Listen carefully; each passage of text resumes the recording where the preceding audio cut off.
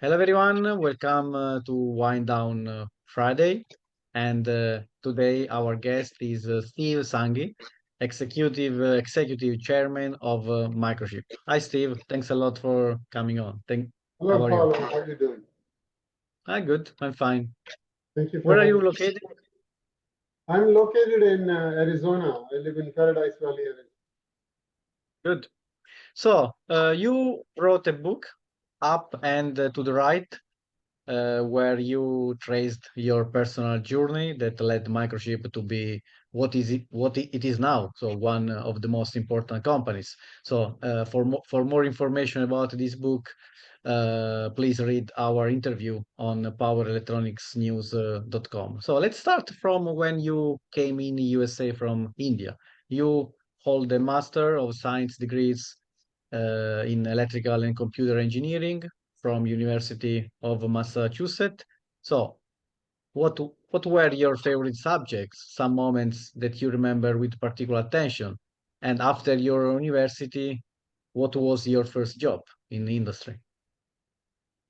Well, when I was in the master's college at the University of Massachusetts during 1977 and 78, disco was very popular at that time. And my favorite class was actually a disco class, learning to do disco. But if you want to focus on the academics, then my favorite classes were more to do with microelectronics, device physics, control theory, which is where really I started later on built my career. You also wanted to know some moments that I remember with particular attention. Is that right? Yes, right. Well, what I remember is, back then, personal computers were not there. So for my master's thesis, when I wanted to run a program on the University of Massachusetts mainframe computer, I had to punch the Fortran cards, which you might remember years ago. I don't know if that was there in your lifetime, but we had to punch the cards and stack the cards up and then take it to the computer center, give it to the operator. He will feed that into the machine. Machine will read the cards, and then the mainframe computer will compute the values and give you the results. And based on that, then you run the next batch and the next batch. And the Mhm. technology was changing, as we were, as I was getting my thesis.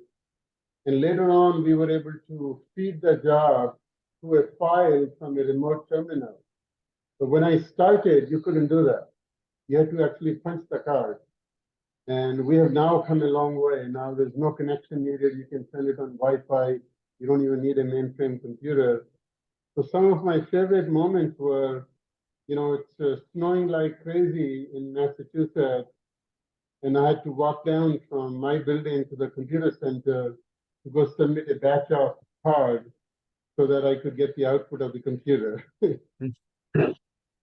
So, as a CEO, what are, so you have a long career, what are the best and worst things about being a CEO?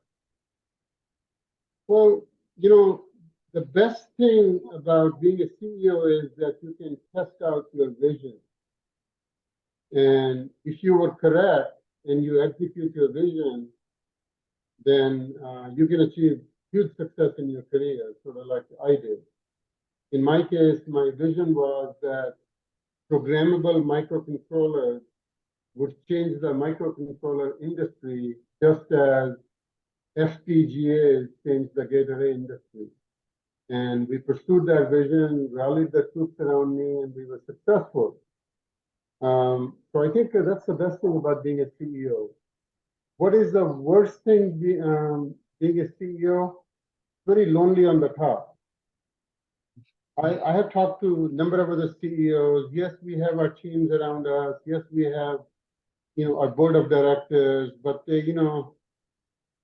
nobody has the depth of knowledge about the company and all facets of the company like CEO does, and you can consult with other people, but the buck stops here. And I always found, and others have found, that it's lonely at the top.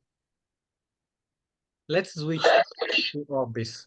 So which are your hobbies? So who is your favorite writer, artist? Well, when I was younger, I was very much in outdoors. I did all sorts of things outside, boating, snow skiing, water skiing, horseback riding, scuba diving, hiking, running, pretty much, anything to take me out, avid hiker really almost several times a week. Um, those are still my hobbies. I'm older now. I don't do them as often, but put me on any of those things, and that would still be my favorite day, enjoying those hobbies. In terms of, favorite musician, writer, artist, I actually don't have one. I'll just listen to easy listening, and I don't have a famous writer. I don't have a famous artist. So, Steve, let's play. If you could travel, so this is science fiction, to any time in history, what would you do? I would travel back to, a time when my son, who was in college in Northwestern, called me saying he was going skiing with some of his friends to Colorado, Mm. and Dad, you come join us. And I joined him, and we skied up Copper Mountain in Colorado. And we went up to the top of the mountain on the lift, and these kids wanted to go on the opposite side. I said, everybody's going this way. The trail is this way. Why do you want to go the other side where there's just pure snow and there's no trail? No, no, Dad, we do that one. It was a triple diamond trail. And, I went down, but my God, they nearly killed me. Mm. then, and then we skied all day. And the trails they wanted to do were, Death Fall, Widowmaker, Last Chance. Come on. I mean, I had a great fun skiing with my son and his friends, but my God, I would never do that if I was alone or with my wife or any of my friends, because those teenagers were crazy. They were not teenagers, they were in college, but they were crazy. So I think if I were to go back in time, I would really enjoy some of those times I enjoyed with my children, whom I don't see them as often. They're busy in their lives, and the grandfather. We took vacations to Hawaii a lot every year. We still own a timeshare, and when the kids were younger, taking them to the beach, snorkeling, diving with them, doing other stuff. So those were the favorite years.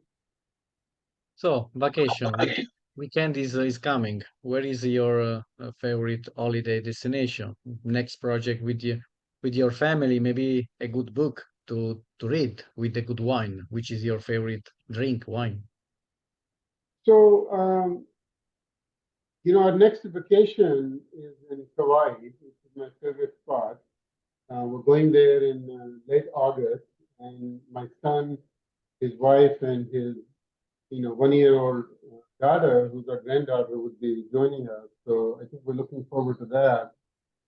But the next family outing is in early July when we are celebrating 1-year birthday of my granddaughter. So my wife and I would be traveling to Redondo Beach in California, and the whole family is getting together for celebrating the 1-year birthday of our granddaughter.